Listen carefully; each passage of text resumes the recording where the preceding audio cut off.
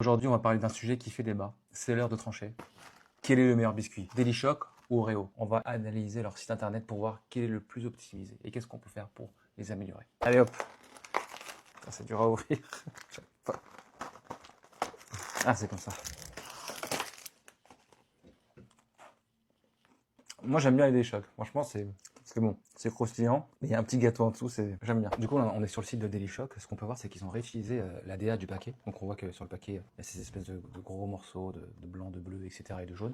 On voit qu'ils l'ont réutilisé sur le site. Je trouve que ça marche pas très bien. C'est un peu bizarre. Ensuite, quand on clique et qu'on arrive sur la page pour acheter des produits, bon, déjà, on peut pas les acheter. Et puis, en plus, c'est pas très clair. Il y a beaucoup d'espace perdu. Les éléments sont assez peu lisibles. On peut voir même qu'il y a des traductions qui sont pas faites. Cet élément-là qui est en anglais alors que le site, il est en français. En plus, c'est assez peu lisible. C'est du beige sur du jaune. Les autres produits, c'est un peu étrange comment ils sont affichés. On voit que la grille est pas forcément très bien mise en place. Donc c'est assez dommage. Le site de Delichoc, franchement, il pourrait vraiment être optimisé. On pourrait faire quelque chose de beaucoup mieux. Du coup, là, je vais ouvrir le paquet d'Oreo. Comment on fait? Ah oui, c'est là. Du coup, je vais goûter. Moi, je connais un petit peu le goût quand même, mais c'est un classique. Franchement, c'est pas mal.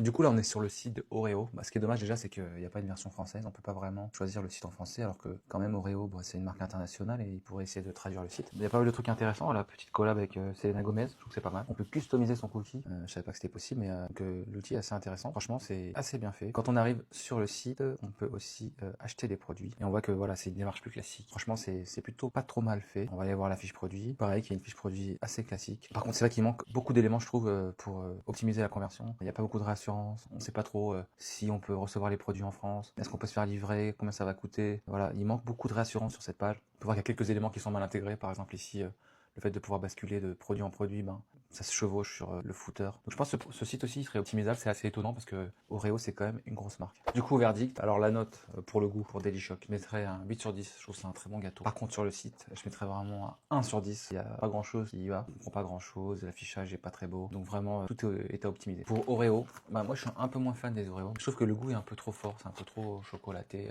on en mange un et puis on est un peu dégoûté, mais c'est bon quand même. Donc moi je mettrais une note de 6 sur 10 pour le gâteau. Pour le site, je mettrais 5 sur 10, le site est moyen. On pourrait également l'optimiser et gagner plusieurs points de conversion, même sur le site d'Oreo. C'est étonnant parce que c'est une marque mondiale qui a certainement des gros moyens, mais potentiellement peut-être que c'est pas leur business principal. Bien sûr, c'est plus les supermarchés, les hypermarchés, etc.